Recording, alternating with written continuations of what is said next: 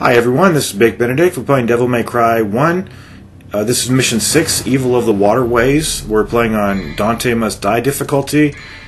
So the first thing you want to do is get your free orb over here. Just stand literally right where there's the rubble in the way of that tunnel. And then you can do either of two things. You can go in here directly, or you can go over to the left and get yourself health orbs and some money, but I'm just going to do that after the fight.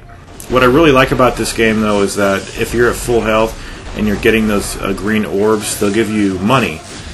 And I really think that would work well in God of War. In fact, I think they should do that. And in fact, the last time I did this guide on this chapter, I was remarking about just that.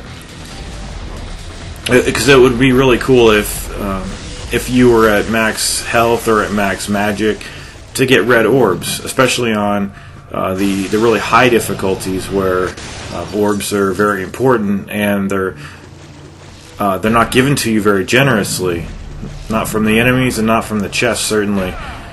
But that section's done, and now you have some more of these enemies. These enemies are called the plasmas. They are in bat form and human form, and they can duplicate themselves whenever they really feel like it.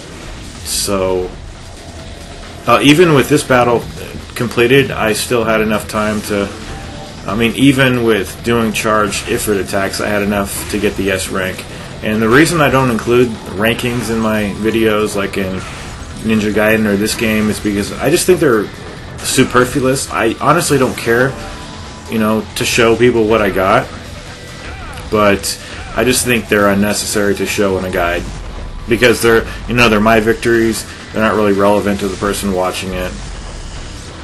So, but I will, point out when I get the S ranks. Not because I'm overly proud, but just because, maybe you want to strive for it on that particular level. And they mainly involve time, so you've got to get to the goal as fast as you can. So we had some more plasmas over here. Just watch out for these guys. Both of them have a laser beam attack. You can actually roll through it if you get your iframes with the roll. So now we're going to use the rusty key on this door right here and face a Death Scissors who's very tough. Very, very tough. And it's one of those sadistic placements. You're kind of locked in between these. It's like an electric kind of fence over here. It's horrible. I've never done this on my first try, but I did it over here, and it is the final fight in this chapter. You might want to get these here. They respawn after this chapter.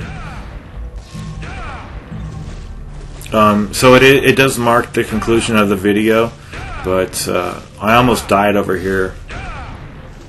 And the reason I constantly do the stinger is not to annoy the watcher, but it's rather to speed up the process of running, because he runs rather slow unless you're running in double trigger mode. However, if you do the stinger attack, he has a lot more, he covers a lot more ground quicker. So I constantly do it.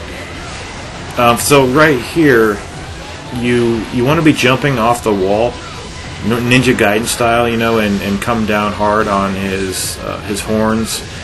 Preferably with double trigger activated. Just be very careful of that spinning downward attack that this guy has. It almost deals too much damage, I feel, but how much is too much at the end of the day? It's hard to say what is fair, what is not. But I don't like this fight because there's just hardly anywhere to move, and you saw how much that hit just took away, and I'm almost dead here. I fought these guys many times where I had defeated them, but like we both got KO'd at the same time. But of course, it was me who had to die ultimately.